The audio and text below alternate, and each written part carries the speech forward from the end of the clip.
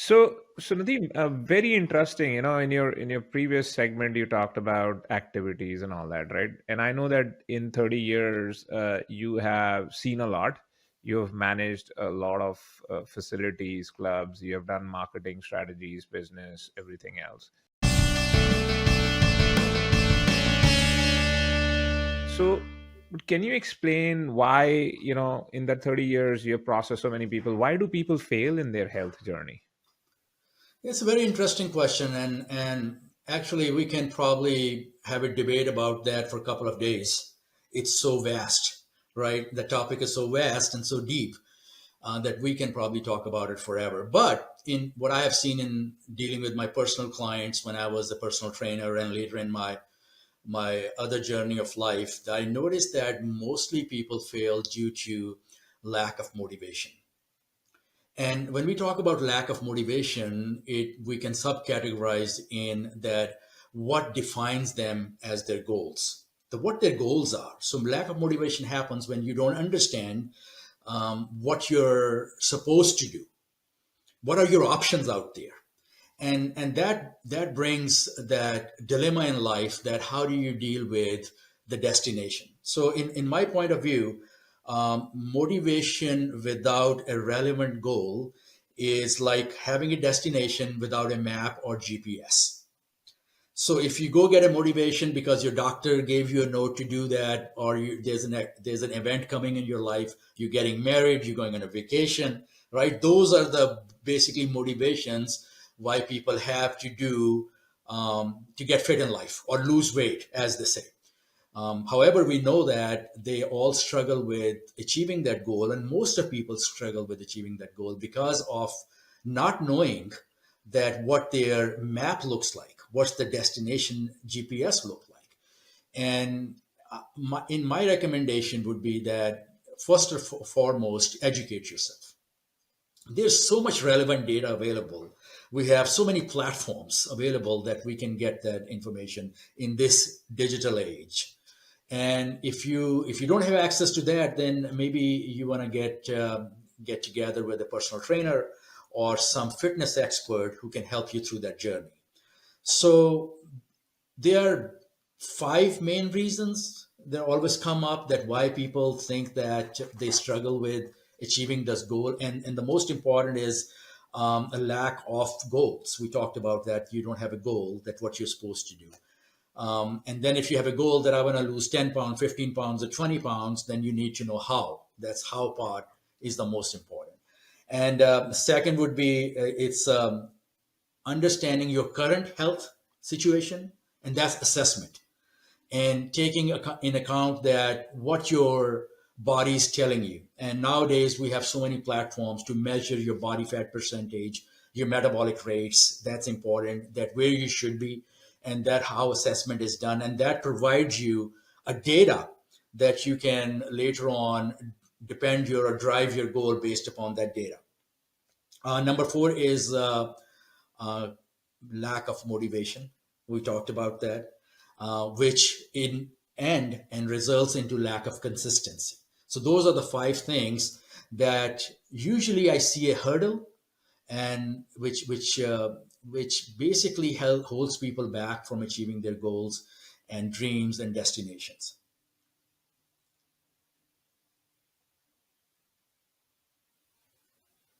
Yeah, so that's very interesting, right? So the year was 2018, and I'm just trying to double click into what you said, right?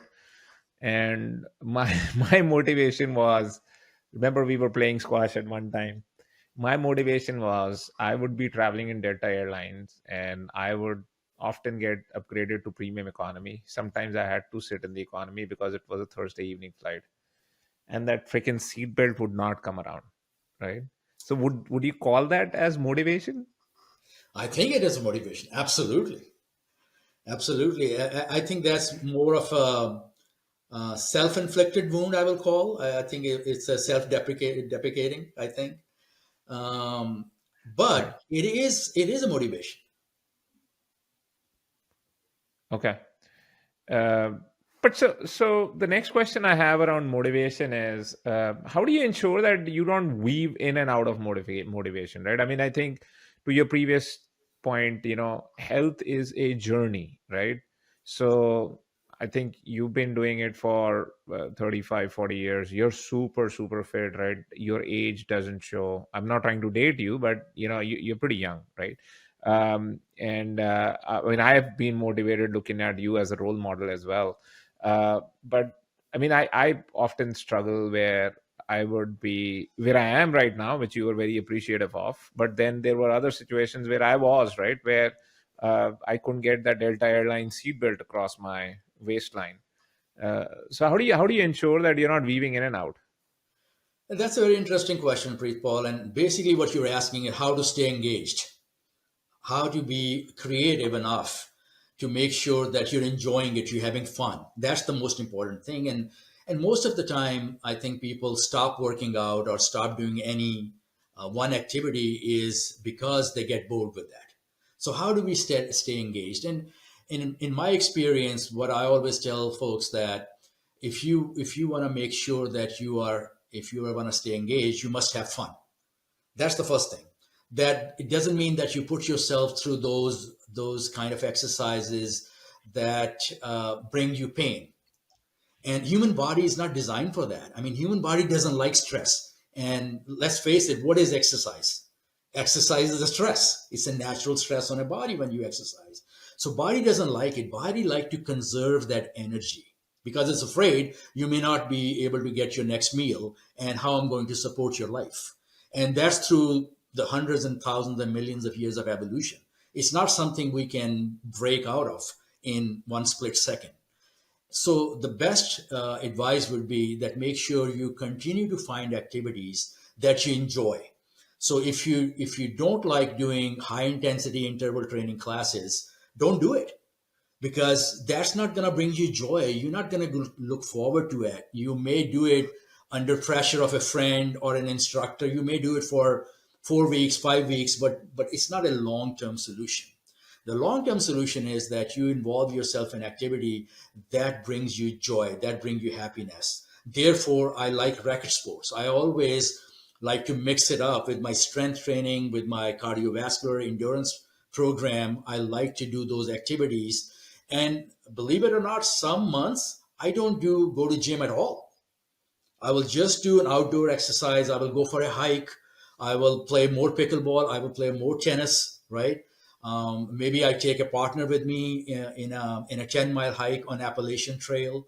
So that is to me more joyful than grinding those days and weeks in a gym day in and day out that I may get burned out. So burned out is a real thing. People do get burned out because number one, they are putting a lot of stress in your body. They're emotionally draining themselves. And number two, which is the most important part, when you don't see results and you're going through these routines, you have involved and enrolled in those exercise programs, which are quick fixes, right? That lose 10 pounds in 30 days, which we know that will be difficult for most people. It can be done, but it's difficult for most people. And when you don't see that goal achieved, you may just quit because now you're disheartened, you're disappointed in yourself, and you may relegate your mind to saying that, well, my body type doesn't allow me to lose weight. Or you start telling people that I have a thyroid problem. You heard that all the time. And accept defeat, basically. Instead of changing the strategy and incorporating exercises and activities that brings you joy, you have fun with. Yeah, I mean, I think that's a very, very interesting point, and I think one of the things which has stuck between us, which is the racket sport, squash in this case, and even pickleball. I have the unique pleasure of beating you a couple of times. Okay, More than a couple of times. so the thing is, more, More than a couple okay, of times. well, I just need to prove that, right? So I've, what is there is that more than the racket sport, I actually enjoy your company, right? I mean, it's the reason I'm engaged. Perhaps that's also. Are you hinting towards that, like when you go on that Appalachian Trail or when you play squash. It's the set of people around you. Yeah, it's the What role do they play? I think that's a very interesting So topic you that I always told my clients in the past, that if you can find a workout partner, that will make your job 30 to 40% easier. Why? Because humans are social animals. We like company, we like people.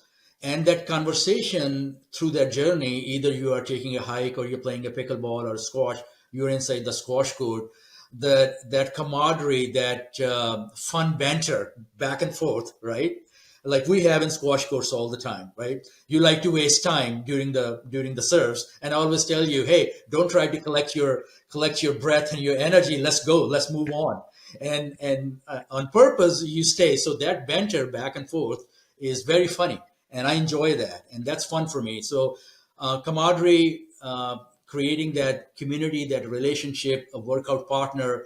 Another most important thing with the workout partner is that they keep you honest. That means that they rely upon you to come and join them during the event, and you rely upon them to come and join you during the event.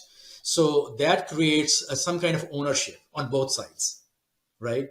So that's very important, that they hold you accountable to your goals and you hold them accountable to their goals. So I will seriously suggest that if you have a best friend or a neighbor or somebody in your life, a family member, you must engage with them and bring them out with you to enjoy that activity. right. And then the other thing is, I think there's plenty of research out there, and it clearly outlines that, hey, uh, and it's a very very controversial and complex topic. I would say that if you look at exercise purely as a calorie burning activity, trying to fit it into whatever your goal is, diabetes reversal, diabetes management, weight loss, it's a drudgery, because you might run for an hour and get 500 calories off of your body, right? But you can gain that back with one quarter pounder, yeah, even more, like 2x more at McDonald's, right? Just like that, right? So exercise in that sense is overrated. But it's very interesting that you said it's goals. It's also about the systems which get developed because you do go out and play squash with somebody. Because when you go out there, it's not about the 500 calories you burn, but it's also you're putting yourself into a zone and saying, you know what, I need to perform better on this court. So you know what, I'm not going to have that quarter pounder after the game, or what have you. And because it somehow brings focus to the performance level during the court, right? So in absence of that exercise or that activity, you would probably not have a framework to put yourself in for a larger goal based system you're talking about, right? I mean, is that something you want to impress as well? Absolutely, that is correct what you said. And just to piggyback on what you were saying, that how the commitment comes from within. But what is one thing that continues that journey for us is a social structure we create around us. So that's very important. That commitment, motivation comes within, but the consistency phase is created by our friends, our family, and our colleagues. So it's important to get engaged with that. And another thing to understand is that you always think about exercise as a weight loss plan, or reducing your insulin levels, or increasing your cardiovascular conditioning. Those are, in my point of view, more of a subcategory goals. The main goal should be that, am I enjoying it? Am I having fun? So if you want to build a good habit, right? That's the most important thing. That if you're looking to build a good habit, then how do you build it? If those goals are your motivation, I don't think so you're going to stick to that for a very long period of time, because eventually either you will achieve those goals or you will not achieve those goals, and either way that will be end of your journey, and you don't want to end this journey of health and wellness. You want to enjoy it forever until you live. So I would say just to reiterate that as long as you're having fun and you make your main objective is to have fun, then you're going to continue that. If you change that direction, then it will be a limited source of gratification. Very, very insightful thought. So basically, in 30 years, I've known that you managed, I mean, close to 150 odd establishments and all that, right? And there's one statistics you bring out about usage of things at a club, right? Or rather the facility. I would not, I'll not steal your thunder. I'll let you talk about it. But I want you to say, can you correlate that with what you just said about fun and all that? Yeah. What's that statistics for the audience? Let's hear that first. Yes, that's a very interesting topic, and we struggle. When I say we, meaning that the organization I work with, and they always struggle that it was it was very difficult to keep the members engaged in a program.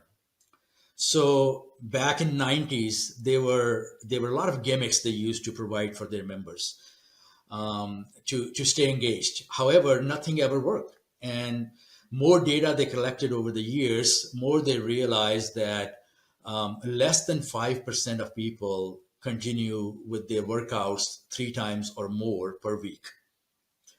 And it's good for the health clubs because they can sell tons of memberships and people stay home and keep paying their monthly dues and they don't have to come, and the operational cost goes down because people are not using, so you're not paying as much in payroll or other services.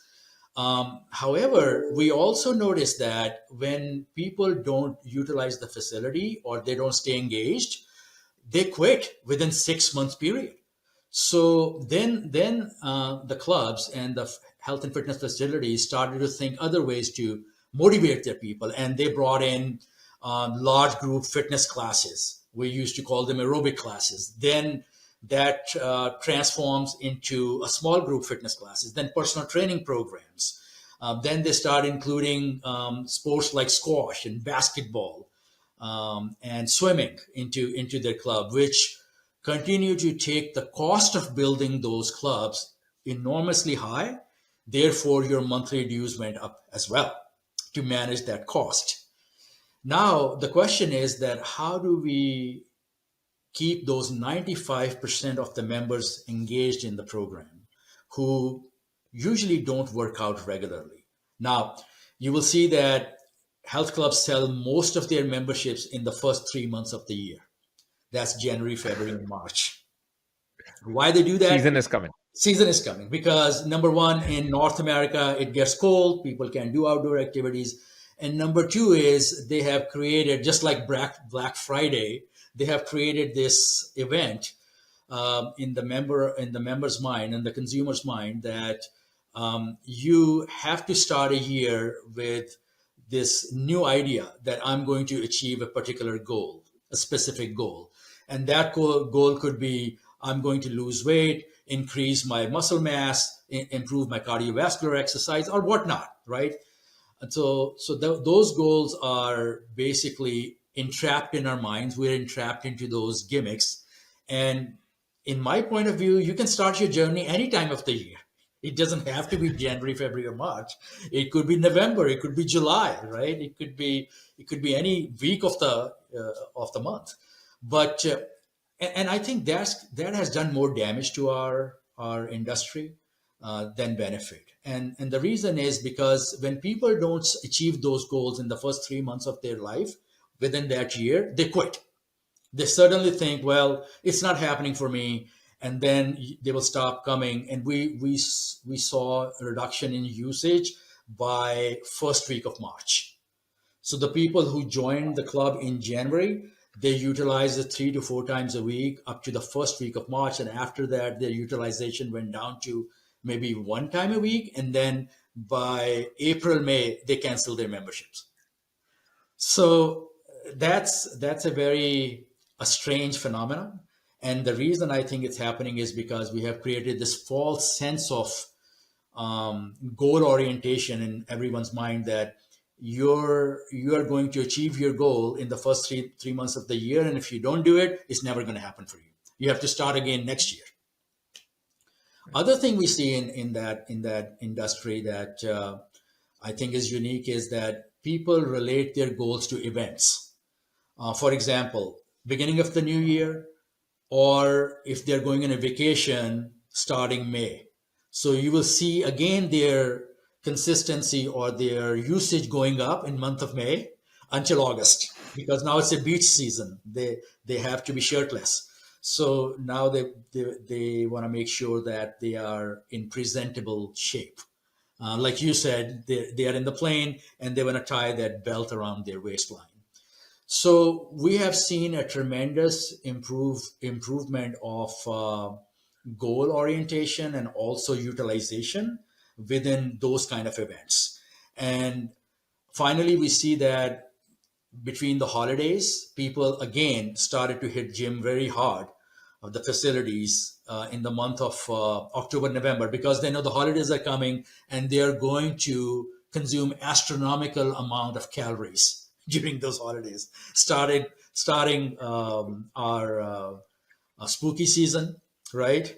And Right. then turning into Thanksgiving and then Christmas. Right. So those all events create a lot of eating for us. The family gets together and we eat and we celebrate through enjoying ourselves and giving ourselves a pass. And then we say, well, January I'm going to join the club again and I'm going to start losing that weight. Historically, that hasn't worked out. If that answers your question. Happy New Year 2025. Wishing you a year of strength, balance, and wellness from all of us at Heald. Together, let's make 2025 your healthiest yet.